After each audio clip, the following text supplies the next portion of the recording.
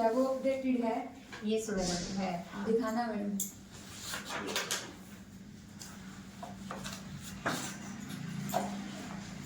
Madam ये 3 due list है, तो आप मेरे को बताओगे कि ये जो व्हाइट ड्यू लिस्ट है आप इनमें से कौन सी रखोगी? आशा वर्कर की कौन सी? व्हाइट हमारे वाली मैडम, पिंक कलर की पीएससी भेज देंगे, येलो आशा वर्कर को देते हैं। ठीक है।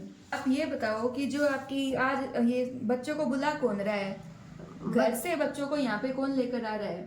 जो दूसरी बहन जी है आशा वर्कर वो लेके आई हुई, एक इधर बैठी है फोन कर रही है, दूसरी बुलाने गई हुई है इस टाइम पे? यस मैडम हमारे पास है, ये विटामिन ए है। ये पहले से खुली हुई है? Yes madam. कब खुली थी? 15/1/25 को। अच्छा 15/25 को खुली थी। तो आप इसे कितने दिन तक यूज कर सकते इसको हो? हम 56 दिन तक यूज कर सकते हैं। अच्छा ठीक है। 56। अब ये 15/1 को आपने की थी, हाँ। अभी आप कब तक यूज कर सकते हो? आप मेरे को बताओ। इसको मैडम ये काउंट कर लेंगे 15/1/25 को, 30 तरह से काउंट करें, जैसे 8 सप्ताह ही करने होता है। इसमें 2 दिन। सिस्टर जी क्या आपके पास इस टाइम पे एमसीपी कार्ड अवेलेबल है? यस मैडम है। दिखाओ। अभी दिखा देती हूँ।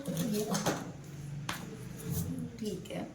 और इसके अलावा बच्चों का जो आरआई कार्ड होता है, जैसे वो आपने वहाँ पे ये लगा रखा है, तो ये जो आरआई कार्ड अवेलेबल है इनको आप पहले से ट्रैक करते हो मिस यूज के लिए? यस मैडम करते हैं। ये भी ठीक है। और क्या आपके पास हब कटर है? जब आप बच्चे को इंजेक्शन लगाते हो तो इंजेक्शन लगाने के बाद में आप उसके बाद में कॉटन लगाते हो या अंगूठा लगाते हो या उंगली लगाते हो, क्या करते हो? यूज करते हैं। अगर ब्लड आ रहा है तो कॉटन यूज करेंगे, वैसे कॉटन किसी चीज की जरूरत ही नहीं, इसको मसलते नहीं। ठीक है। क्या आपके पास एनोफाइलेक्सिस किट अवेलेबल है इस टाइम पे? है मेरे पास। ये रही।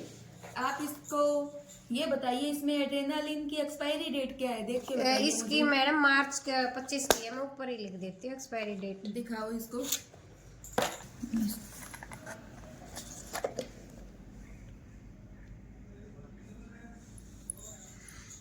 चार्ज जो है वो आपने लगा रखा है कि एड्रेनालिन का किस उम्र में कितनी डोज देनी चाहिए? और सिरिंजेस अवेलेबल है इसमें? यस मैडम है। नीडल नहीं है। ये जब आपके सेशन होता है तो आपके पास काफी सारे बच्चे आ जाते होंगे गांव के अंदर कि भाई 10 बच्चे 15 बच्चे आते होंगे, उनके साथ बच्चों की माँ या दादी भी आती होगी, तो आप उनको कैसे बिठाते हो ताकि आपके सेंटर पे भीड़ भड़ाका ना हो? उसको हम वेटिंग एरिया जो रूम बना रखे है उसके अंदर बिठा देते हैं, जो पहले आता है उसको पहले।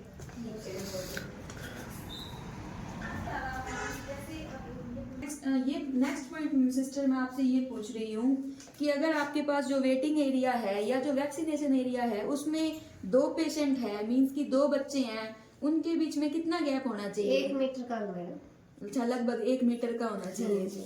ताकि सेंटर पे पोस्टेड हो या फिर आज सिर्फ आप टीकाकरण के लिए सेंटर पे आए हो? इसी सेंटर पे पोस्टेड हूँ।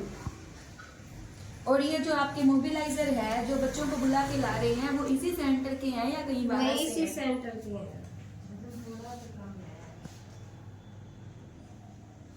क्या यहाँ पे आईईसी मटेरियल लगा है रूटीन इम्यूनाइजेशन से? मैडम लगा हुआ है, जो 6 की मैसेज देते हैं वो लगे। इसकी मैसेज भेजते हैं मैडम, जैसे बच्चे को कौन सा टीका लगा है और किस बीमारी का लगा है। हाँ जी।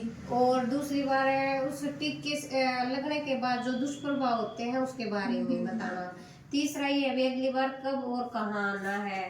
और चौथी बार ये होती है एमसी का पी कार्ड साथ लेके आए। हाँ जी। तभी हमारे को ये लगे भी कोई टीका बाई चांस रह रहा है तो गलती से छूट न जाए। और ब्रेस्ट फीडिंग के लिए बोलेंगे मैडम और एंडोवॉश के लिए। ठीक है। हर बच्चे की माँ को कि कौन सा टीका लगा रहे हैं और वो टीका कौन सी बीमारी से बचाता है। हाँ जी, बताते हैं। पहले हम ये भी पूछते हैं कि बच्चा बीमार तो नहीं है, जुकाम या ठंड। सिस्टर, आप मेरे को ये बताइए कि अगर आप टीकाकरण कर रहे हो तो उसके कुछ साइड इफेक्ट्स भी हो सकते हैं। हाँ मैडम। तो वो साइड इफेक्ट्स कौन से हो सकते हैं और आप उनसे कैसे डील करोगे? जैसे हल्की रेडनेस होगी, पेन, हल्का सा बुखार। तो यही है कि भी अगर बुखार है तो जो हमने पीसीएम की टेबलेट देते हैं उसकी डोज हमने बता रखी है, एक बार देने के बाद 4 घंटे का गैप होना जरूरी है। और जैसे कई बार रेडनेस या वो कहते हैं भी थोड़ा सा टाइटनेस है, स्वेलिंग वगैरह होगी, तो उसके लिए हम कॉटन के कपड़े में डाल के थोड़ा सा और उससे सफाई करते हैं। ठीक है मैडम। क्या बच्चे के पास एक इम्यूनाइजेशन कार्ड होता है, बच्चे की माँ के पास, तो उस इम्यूनाइजेशन कार्ड को सेफ रखना होता है और नेक्स्ट विजिट में साथ लाना होता है। आप ये बात बताते हो? हाँ जी, हाँ, ये 6 की मैसेज में ही आ जाता है। वैसे भी बोल देते हैं इसके बिना टीका नहीं लगता। और सिस्टर, आप ये बताइए, अभी अभी अपने पास एक बच्चा आया, बच्चे ने टीका लगवा लिया, उसके बाद में आप उसे कितनी देर बैठने का बोलोगे? आधे घंटे के लिए बोलेंगे। ठीक है। आधे घंटे तक अपन को बच्चे को वहीं पे ही क्यों बिठाना होता है? क्योंकि तब टीका लगने के बाद अगर बच्चे को कोई एक हवाई वाला कुछ भी प्रॉब्लम होती है तो हम उसको जल्दी से जल्दी रिकवर करेंगे।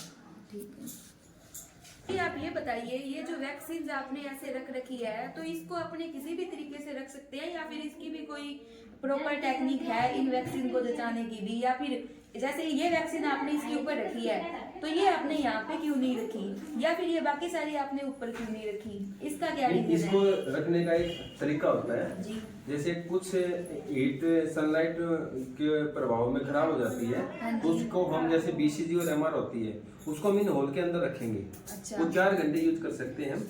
यूज खोलने से पहले उसके ऊपर आप ओपन टाइम लिखेंगे और डेट लिखेंगे।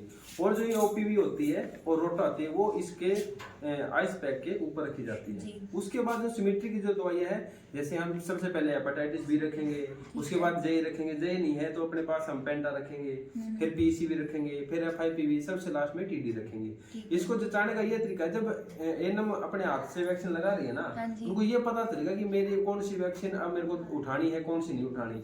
ऐसे आगे पीछे रखने से उसका भी ध्यान अलग बढ़ जाता है, बच्चे को एक ही डोज दोबारा ना दी जा सके, तो वो उठाएगी अपने प्रॉपर तरीके से उठाएगी। इसलिए इनको रखने का एक अलग तरीका है। सब साथ ही साथ ना वो ना ईट्स में जो होती है अपने बीसीजी, उनका कलर भी होता है वाइनोवा, वो ब्लैक कलर की होती है। तो आशा को और एएनएम को पता होता है कि अगर गलती से ऊपर रखी भी गई तो उनको ध्यान है कि ये तो हीट वो सेंसिटिव है, इसको तो और भी अंदर रखना है। ऐसा होता है मैडम। और आपने मेरे को बताया कि एमआर जो है वो इस होल के अंदर रखेंगे, तो क्या आपके पास MR1 अब नहीं, आपने इस होल में नहीं रखी है? नहीं मैडम, एमआर है हमारे पास, सेशन पे अवेलेबल है। हमने इसलिए नहीं रखी कि अभी हमारा कोई बेनिफिशियरी नहीं आया है। जब बेनिफिशियरी आता है तब हम उसको बाहर निकालेंगे, डाइल्यूट उसके अंदर डालेंगे, क्योंकि वो ड्राई होती है, लाइव वैक्सीन नहीं होती वो, तो उसको हम डाल के और घोल के फिर उसके बाद रखेंगे। जब बेनिफिशियरी आता है तब रखेंगे, वरना वो ना हीट सेंसिटिव है, अगर वो बाहर रखेंगे तो उसका वीडियो खराब हो जाएगा। वैक्सीन खराब होने के कारण हम बेनिफिशियरी को दे नहीं पाएंगे, इसलिए हमने वो अंदर रखा। अब नरेश जी, आपने ये बताया है मेरे को कि जो MR1 है वो मतलब पाउडर फॉर्म में आती है। बिल्कुल। तो जो उसका डाइल्यूएंट है वो आपके पास अवेलेबल है या नहीं है इस वक्त? ये बहुत अच्छी बात पूछी मैडम। जो आपका डाइल्यूट होना चाहिए वो ही आपके एमआर कंपनी के साथ मैच करता होना चाहिए। अगर जैसे कि आपकी कंपनी एमआर बेल कंपनी का कोई फार्मा वो मैन्युफैक्चर है, तो डाइल्यूट भी सेम ही कंपनी का होना चाहिए, डाइल्यूट अलग कंपनी का नहीं होना चाहिए। और वो डाइल्यूट हमेशा वैक्सीन के साथ ही कोल्ड चेन पॉइंट से हमें अवेलेबल होता है। ठीक है बाबा।